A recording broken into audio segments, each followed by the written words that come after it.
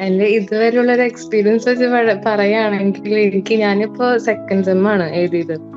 അപ്പോ ഫസ്റ്റത്തെ എക്സാം ഞാനിപ്പോ പിന്നെ ഓരോരുത്തരും പറയുമ്പോ കേൾക്കുമ്പോ ഞാൻ ആ ദിവസങ്ങൾ ഇങ്ങനെ ആലോചിക്കായിരുന്നു. എനിക്ക് ഫസ്റ്റ് ബിസിനസ് എത്തിക്സിന്റെ സമയത്ത് ഈ ചുമയും ട്രിപ്പ് ഇടലും അങ്ങനത്തെ ഹോസ്പിറ്റൽ കാര്യങ്ങൾ അങ്ങനെയൊക്കെ ആയിട്ട് അങ്ങനെ ഫുൾ ഇതായിട്ട് പോയിരുന്ന ഒരു സമയമാണ്. അപ്പൊ ബിസിനസ് എത്തിക്സ് ഭയങ്കരമായിട്ട് പേടിച്ചിട്ടാണ് ഞാൻ പോയിട്ടുണ്ടായിരുന്നത്. കാരണം എനിക്ക് വായിക്കാൻ പറ്റുന്നില്ല. വായിക്കുന്ന സമയം നമ്മൾ ഓൾറെഡി റെഫർ ചെയ്തൊക്കെ എല്ലാം അങ്ങനെ പോർഷൻസ് ഒക്കെ കവർ ചെയ്തൊക്കെ പോയി.